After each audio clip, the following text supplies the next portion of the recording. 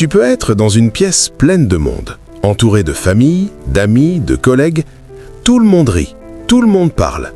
Et toi, au milieu de tout ça, tu ressens quelque chose que tu n'arrives pas à expliquer. Un vide, une distance, comme si une vitre invisible te séparait des autres, comme si tu étais là sans vraiment être là. Si tu as déjà ressenti ça, cette vidéo est pour toi, parce que ce que tu vis a un nom. Et surtout, ce que tu vis ne veut pas dire que quelque chose ne va pas chez toi. Commençons par nommer les choses clairement. Ce que tu ressens s'appelle la solitude émotionnelle, et elle est très différente de la solitude physique. La solitude physique, c'est être seul dans une pièce. Elle se règle facilement. Tu appelles quelqu'un, tu sors, tu rejoins un groupe.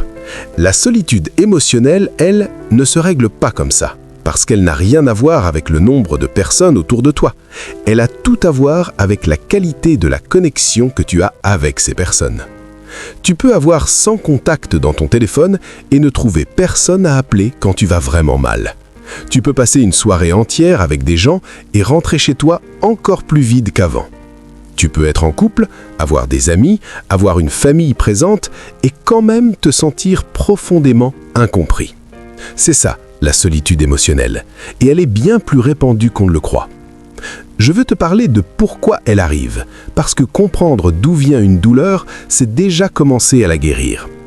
La première raison, c'est le masque que tu portes depuis trop longtemps. Depuis combien de temps tu réponds « ça va » quand quelqu'un te demande comment tu vas? Depuis combien de temps tu souris au bon moment, tu dis les bonnes choses, tu joues le rôle qu'on attend de toi? Ce masque, tu l'as mis pour te protéger.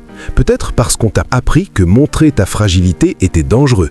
Peut-être parce que tu as été blessé une fois de trop quand tu t'es ouvert. Peut-être parce que tu ne voulais pas être un fardeau. Mais ce masque a un effet pervers. Plus tu le portes, plus les gens te connaissent lui, et non toi. Et plus les gens connaissent le masque, plus tu te sens seul. Parce que même entouré, personne ne voit vraiment qui tu es. La deuxième raison, c'est la peur de déranger. Tu as une douleur, tu as une pensée lourde, tu as besoin de parler, mais tu te retiens. Parce que tu ne veux pas peser sur les autres, parce que tu te dis qu'ils ont leurs propres problèmes, parce que tu ne veux pas paraître faible ou instable.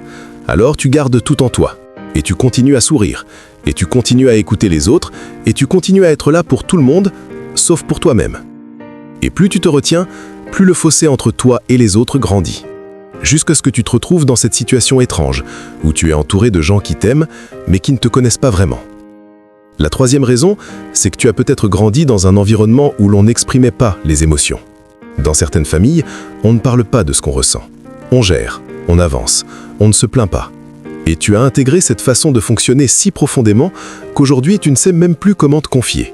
Les mots restent bloqués quelque part entre ton cœur et ta bouche. Et même quand tu veux parler, quelque chose t'en empêche. Une gêne, une honte, un sentiment que ta douleur n'est pas assez importante pour mériter d'être entendue. Voici ce que cette solitude te fait concrètement. Parce que ce n'est pas qu'un sentiment, c'est quelque chose qui affecte ta vie entière. Elle t'épuise. Porter un masque toute la journée, sourire quand tu n'en as pas envie, faire semblant que tout va bien, c'est un travail énorme, un travail invisible. Et le soir, quand tu te retrouves enfin seul, tu es vidé. Pas parce que tu as trop travaillé, parce que tu as trop performé. Elle t'isole davantage. Plus tu te sens incompris, moins tu essaies de te connecter. Moins tu essaies de te connecter, plus tu te sens incompris. C'est un cercle qui se referme sur lui-même. Et si tu ne fais rien pour le briser, il continue de tourner. Elle affecte ta confiance en toi. Quand personne ne te voit vraiment, tu commences à douter de ta valeur. Tu te demandes si tu es intéressant, si tu mérites d'être écouté, si ta présence compte vraiment pour les autres. Et ces doutes, ils s'installent silencieusement. Maintenant, parlons de ce que tu peux faire, concrètement, aujourd'hui. La première chose, c'est de choisir une personne. Une seule. Pas 10, pas 5. Une. La personne dans ta vie qui te semble la plus sûre, la plus douce, la plus présente. Et cette semaine, dis-lui quelque chose de vrai. Pas forcément quelque chose de grand, juste quelque chose de réel. En ce moment, je me sens un peu perdu. Ces derniers temps, je ne suis pas très bien. J'ai besoin de parler à quelqu'un. Ce n'est pas grand-chose, mais c'est une fissure dans le mur. Et les fissures, c'est par là que la lumière entre. La deuxième chose, c'est d'arrêter de minimiser ce que tu ressens. Tu as le droit de te sentir seul, même si objectivement tu as des gens autour de toi. Tu as le droit d'être blessé, même si d'autres ont vécu pire. Tu as le droit d'avoir besoin de connexion, même si on t'a appris à tout gérer seul. Tes émotions n'ont pas besoin d'être justifiées pour être réelles. Elles sont là, et elles méritent d'être entendues, au moins par toi-même. La troisième chose, c'est de chercher des espaces où tu peux être toi. Des communautés, des groupes, des espaces en ligne ou en présentiel, où les gens parlent de ce qu'ils ressentent vraiment. Où la vulnérabilité n'est pas une faiblesse, mais une langue commune. Ces espaces existent, et quand tu en trouves un, quelque chose change en toi. Parce que tu réalises que tu n'es pas seul à te sentir seul. Et cette réalisation, elle guérit quelque chose de profond. Je veux finir avec quelque chose que j'aurais aimé entendre bien plus tôt. Te sentir seul entouré de monde ne veut pas dire que tu es brisé. Ça ne veut pas dire que tu es incapable de te connecter. Ça ne veut pas dire que les autres ne t'aiment pas. Ça veut dire que tu as besoin de connexion vraie. Pas de connexion de surface, pas de conversation qui reste dans le confortable et le superficiel, de vraies rencontres humaines où tu peux enlever le masque et respirer. Et ces connexions-là, elles commencent toujours par le même acte courageux. Oser montrer qui tu es vraiment.